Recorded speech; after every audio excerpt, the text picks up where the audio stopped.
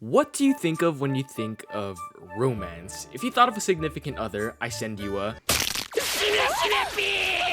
get out, normies. But for the rest of us trash weebs, of course we thought of the normal things like love, hearts, the cupid, harems, accidental boob grabs, dogshit tropes, and how we know deep down inside that even though we criticize the dogshit writing, these fictional characters have something you will never attain and you are just so jealous. You have no way to express love. So what do?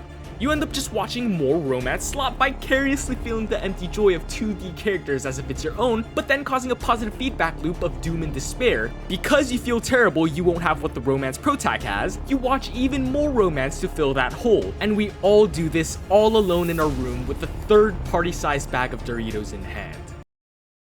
Subscribe. Let's talk more about romance slop because I was actively searching for it. I'm a greedy little slop pig. Once again, I've been watching too many good shows recently. Vinland Saga, To Your Eternity, Love is War. I've been on a Love is War tear recently, so be on the lookout for a video on the series. But as all things in the universe, there must be balance. To offset the good posy vibes I've had from the good shows, I must have an equally dogshit, painfully boring, shady protag who's a dirty bastard, no Wu-Tang, asshole heroine, makes me want to do heroin, fuck ass show. And obviously, the best genre to look for that is the romance genre. And so I found the most recent generic looking romance I could find and stumbled upon You and I Are Polar Opposites. And though I was looking for a bad sloppy with an SCH dog ass romance giga stinker, I found an authentically solid rom-com, so I just wanted to talk about it, so that's what I'm gonna be doing today. The reason I thought it was going to be a bad show was because 1, the title seems extremely generic, and 2, the premise is extremely generic. Think NoahBoahCoah but without nerd references, or My Dress Up Darling without the cosplay, and that's not a bad thing. I didn't say something like Alia but without the Russian, I'm talking about some actually good romances. So basically, it's just a solid vanilla romance where an outgoing girl falls in love with a quiet loner, but don't be fooled, it is actually good. Since romances are character driven, the whole point is to see the characters interact, the characters must be good. That is, I would argue, the only thing that really matters. Even with a troll-ass plot, like a guy has 100 girlfriends at once. I don't know, maybe that's a dumb idea. Oh wait, it fucking exists. Even a show like that, which should be dumb, can be made good with good enough character writing. And sure enough, the characters are written pretty well. They're all likable, no tsundere assholery, it's cool. When watching this type of show, I typically put a lot of emphasis on how likable the characters are. And especially when doing a shy character or a quiet nerd character, writers often fall into the trap of making both of them the most insufferable douchebags ever. The nerds are often horny, pervert losers who genuinely don't deserve happiness, and the girls are often arguably even worse as they're actively toxic and abusive in every way. None of that bullshit here. Suzuki, our main character, is super likable. She doesn't fall under the typical gyaru slut tsundere trope, or even a crass but kind badass gyaru like Ayase Momo, and I love Ayase Momo. She's just a bubbly, likable girl, and the thing I like the most is that she actually tries to connect with the person she loves. From the start, we see her try to talk to the guy she likes, and that instantly makes me want to root for her. Her blend of being legitimately likable while actually trying to achieve what she wants makes her journey that much more enjoyable. And the male protag, he could have been the quiet, creepy gamer redditor type, but he's not. He just does his own thing. He's not a loser, he's probably less of a loser than me. He just doesn't talk that much, but when people actually open up to him, he reciprocates and is actually quite vulnerable. And this applies to all the other characters as well, except for one. There was one character I absolutely hated. This fucking cat. I don't know why, don't ask me why, I think it's the way it looks and its weirdly humanoid voice. I just hated every single bit of it. Hashtag kill this cat. And also jetpack cat, that thing it's gotta get nerfed. But the rest of the characters, and not that feline beast of doom, despair, and dread, are great, and I think the best way to describe the other characters is to compare them to more familiar characters. Like I said, this show doesn't really do anything too innovative, it's heavily inspired by pre-existing character archetypes, but the author's exact choice and how they choose to portray it is what makes it so special. The guys, the boys, are all super chill like that in Fragrant Flower. The Nabisato girls have a really fun but classic dynamic. The outgoing fun girl, Watanabe, Nabe seems like the Mina Hibino to Sato's cool Sanae Tsukimoto. Those two characters are from teasing Master Takagi-san, by the way, if you didn't get the reference. Suzuki seems like Marin Kitagawa, but Tani doesn't exactly seem like Gojo. Their dynamic as a whole really reminds me of Narumi and Hirotaka from Wotakoi. I will say though, our main duo doesn't have as much chemistry as a couple in Wotakoi, as Suzuki and Tani have much less in common, and I do wish they had a tad bit more going on, but with the equal parts comedy and doki dokis they have, their dynamic is still made pleasant to watch. And this show in general is just pleasant to watch. You're not gonna get anything insane, you're not gonna be crying, you're not gonna be super horny watching it, or if you are, that's a you thing. But it's chill, and something else that makes it super pleasant to watch is the animation and art style. I usually talk about the storytelling aspects and completely disregard production, but I've been realizing recently that it is a part of storytelling. It can be used effectively to convey emotions, to add tension, to make beautiful opening scenes. It can do so many other things. I still think just pretty and flashy colors don't make a good show, but if a show uses those techniques to tell the story in a better way, I'm all for it. But also note that if a show is bad at telling stories, the animation won't help at all. It's just like literary devices in books. A book can use all of the most complex literary devices, constantly using flashy words or structuring sentences in a way where they flow really smoothly, but if it's a shit story, it's still a shit story. That's how I see it. But this show uses its animation very effectively to achieve various effects. And the first notable instance of the show's use of production choices to achieve different effects was in the very first scene. I'm not talking about the OP, but the actual opening scene. It starts with a fade into a room with summoning salt-ass music playing in the background. Have a quick listen.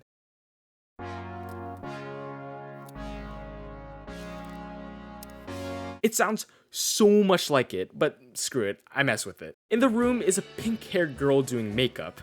As she's doing her makeup, the camera switches to many different characters, all of which are on their way to school. This instantly shows that the main character takes extra time to look fashionable. After showing off a few guys and girls, which if important, are left unnamed, we see the pink-haired girl finish her makeup and practice saying good morning to a certain Tani-kun. Now, we're obviously left questioning who Tani is.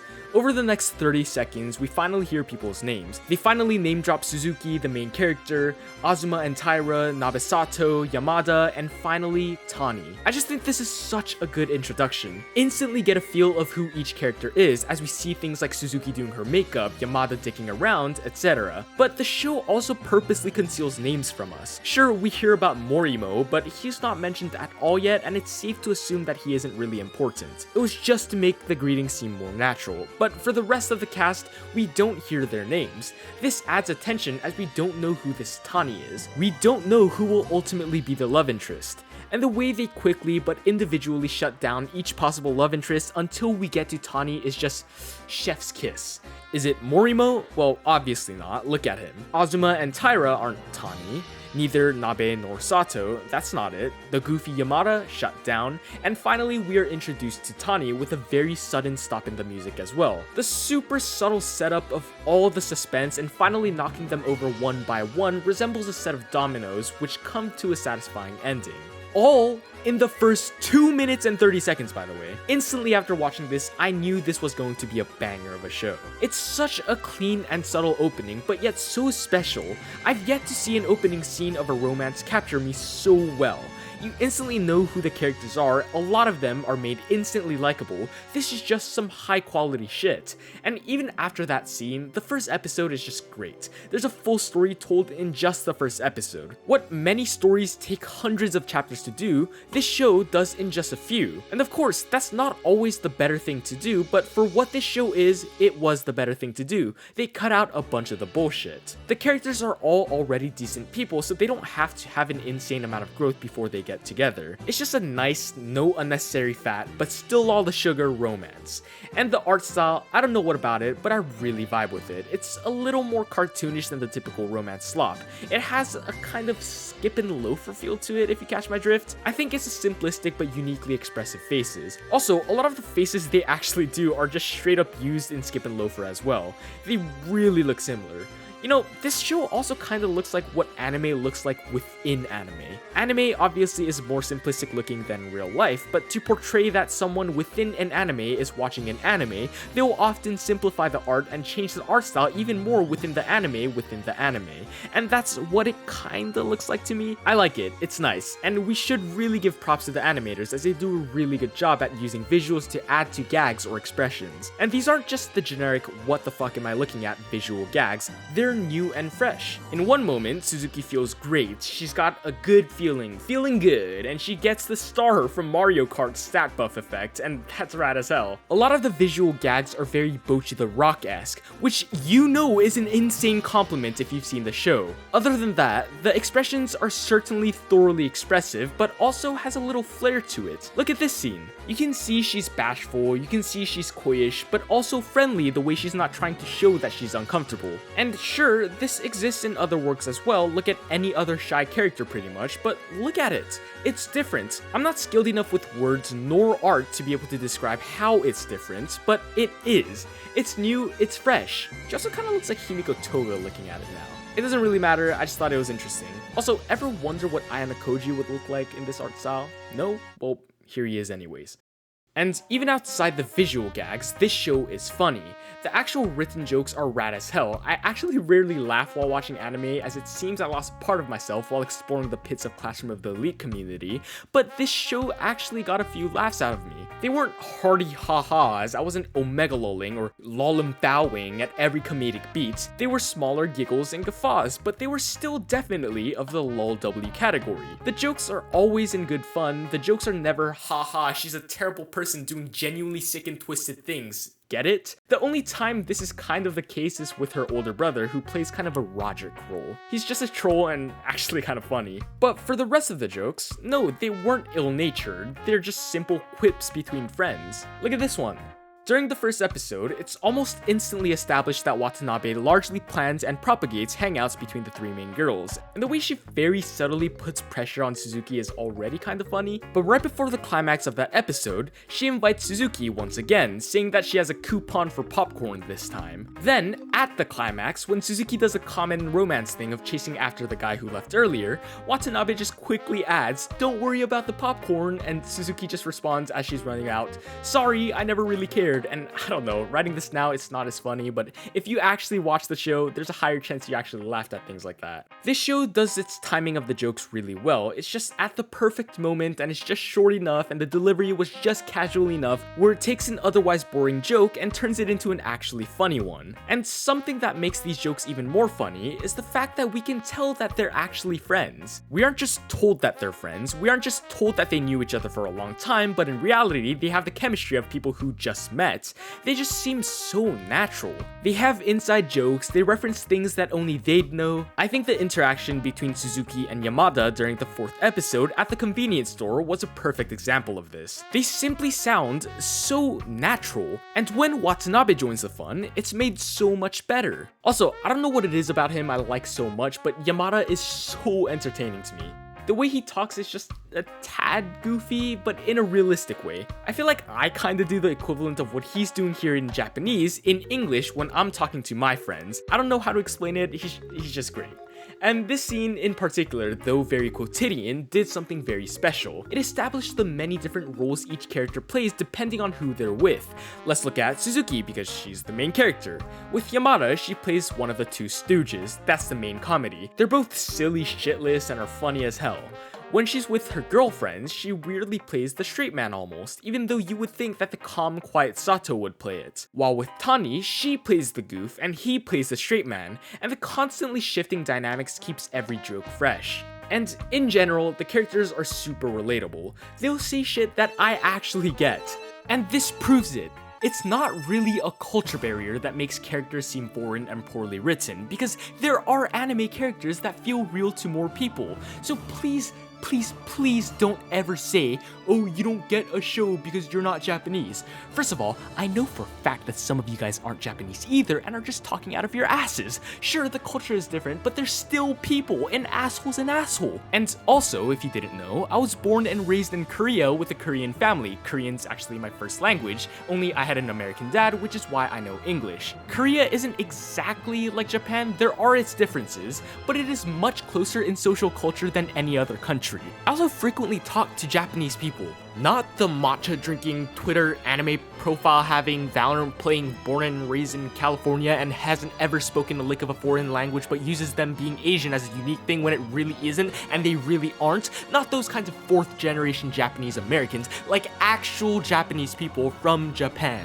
I worked for a place where I dealt with Japanese tourists all the time and acted as the translator. The area I live in is predominantly Asian. I also VPN to Asia servers in Overwatch, so I talk to Japanese people. I've been good friends with some of them. Sure, online is a bit different, but I've been around Japanese culture enough to confidently say when there is or is not a culture barrier, which makes things unclear to me. Never say that shit again to me, or else you will get the emoji combo. You know which one. Anyways, back to the show. What were we talking about? Oh yeah, Suzuki being relatable. Suzuki talks once about how after watching movies or shows, she can never remember the names. I'm like that. I actually had Suzuki's name written as Pink Girl for the most of the time while writing the script, and I always do shit like that. She also just talks about random things, goes on tangents, and I just did one just now about the culture thing. I just think Suzuki is very similar to me, which I enjoyed a lot. How she talks about random shit, how she likes someone almost completely opposite of her, how she just yaps her dick off about the most random things and worries about if they give a shit at all.